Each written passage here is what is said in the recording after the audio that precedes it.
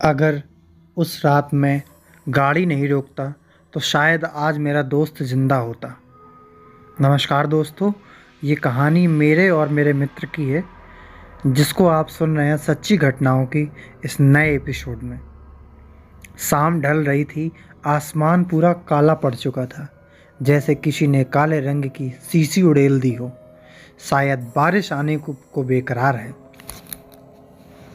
घिरा हुआ आसमान और ठंडी हवाएं चांदनी को बेहद पसंद थीं। बारिश चांदनी के बदन में एक अजीब सी सिहरन पैदा करती थी। चांदनी आईने के सामने पिछले आधे घंटे से बन संवर रही थी। बन संवरना क्या, सजने की रिहर्सल कर रही थी। 3 बार तो साड़ियाँ चेंज कर चुकी थी। चांदनी को साज श्रृंगार का बहुत शौक था। आज उसे मिसेस कपूर की बेटी की शादी में जाना था। चांदनी कॉलेज की अध्यापक थी, मगर दिखती कॉलेज स्टूडेंट जैसी। वो हमेशा खूबसूरत दिखना और खूबसूरत रहना चाहती थी। चांदनी अब तैयार होकर रवाना हो रही थी कि उसकी नज़र अखबार पर पड़ी। उसमें कोई भैरव चौक की खबर थी। लिखा था कि भैरव चौक नाम के एक छोटे से इलाके में बहुत अजीबो-गरीब घटनाएं घटी हैं। कितनी वारदातें हुई हैं, लूट मार, हत्या, अपहरण, बलात्कार, भूत प्रेत का साया, सभी घटनाएं वहीं तो घटी हैं। लोग वहां दिन के उजाले में भी जाने का साहस नहीं करते थे। ये खबर पढ़ते ही थोड़े समय पहले चांदनी का चमकता चेहरा फीका पड़ गया। उसके चेहरे पर मानो खौफ का हल्का मंडरा रहा हो। थोड़ी देर वो खामोश होकर वहीं बैठी रही, मानो ये खबर उसके मन में घर कर गई हो। चांदनी की खामोशी मिसेस कपूर के फोन ने तोड़ी। चांदनी ने फोन उठाया और बातें करते हुए कार में निकल गई। चांदनी को शादी में पहुंचने में कोई दिक्कत नहीं आई। चांदनी ने गाड़ी से बाहर निकलने के लिए एक बार फिर अपना चेहरा निखार लिया था। चांदनी का स्वागत हंसते चेहरों ने किया, मगर कुछ ऐसे चेहरे भी देखे जिसे चांदनी को बुरी नीयत से देखा। वो चेहरे थे कॉलेज के बदमाश और कॉलेज के ट्रस्टी के बिगड़े हुए लड़के। कॉलेज उन लड़कों को 5 पापी बुलाती थी। लड़कियों को छेड़ना, लड़कियों के साथ बदतमीजी करना, लड़ना झगड़ना, उन सब 5 दोस्तों का ही काम हुआ करता था। इसीलिए कॉलेज उसे 5 पापी बुलाती थी। खैर, चांदनी भी उनकी हरकतों को भली भांति जानती थी, इसलिए उनको अनदेखा करके शादी में वह शामिल हो गई।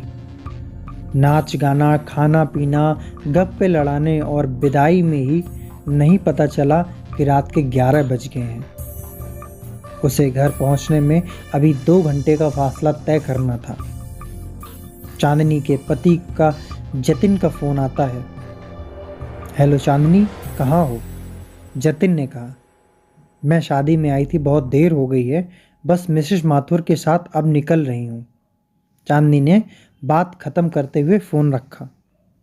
चांदनी ने फटाफट मिसेस कपूर को बाय किया और मिसेस माथुर के साथ ढूंढने लगी, मगर पता चला कि मिसेस माथुर तो घर के लिए कब का रवाना हो चुकी हैं। चांदनी सोचने लगती है कि अब अकेले कैसे घर जाएगी। तभी अचानक तेज बिजली कड़की। शायद थोड़े समय के बाद बारिश होने वाली है। उसने किसी की परवाह करे बिना वहां से अकेले ही निकल पड़ी, और वो 5 पापी चांदनी की हरकत पर नजर रखे हुए थे। चांदनी ने बस थोड़ा सा ही फासला तय किया था कि बारिश की बूंदाबांदी शुरू हो गई। चांदनी मन ही मन सोच रही थी कि बारिश बंद होने का इंतजार करे या फिर आगे बढ़ती रहे। चांदनी को जल्द ही यह तय करना था कि उसे क्या करना है। उसने आगे बढ़ने का फैसला किया। चांदनी की कार थोड़ी ही आगे बढ़ी थी कि तेज बारिश शुरू हो गई। हमेशा चांदनी को सिहरन देने वाली बारिश की बूंदें आज बाधा बन रही थी। चांदनी बारिश की बूंदाबांदी को चीरते हुए आगे बढ़ रही थी।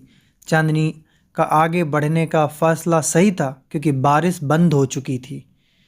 चांदनी हल्के मन से ड्राइव कर रही थी, मगर लगता है कि आज का दिन चांदनी के लिए सचमुच भारी था, क्योंकि सामने ट्रैफिक जाम था।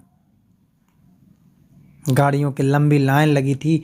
किसी से पूछा तो पता चला कि बारिश के चलते आगे का रास्ता पूरा ब्लॉक हो चुका है।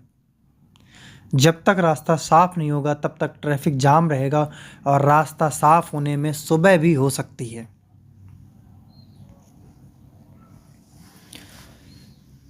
तभी किसी ने कच्ची सड़क की तरफ कुछ गाड़ियों को जाते हुए देखा,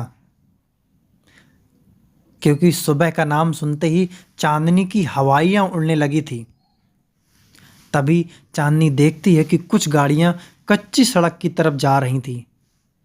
भैया, ये कच्ची सड़क कहाँ जाती है? चांदनी ने किसी से पूछा। ये कच्ची सड़क शहर जाती है बहन जी। चांदनी फिर से सोचने लगी कि रास्ता खुलने का इंतज़ार करे या फिर कच्चे रास्ते से निकल जाए। उसने सोचा कि वो कब तक अकेली रास्ता साफ होने का इंतज़ार करेगी, वो भी कच्ची सड़क की तरफ जा रही गाड़ियों के साथ शहर के रास्ते जा सकती है। इसलिए उसने वो कच्ची सड़क से घर के जाने का फैसला किया।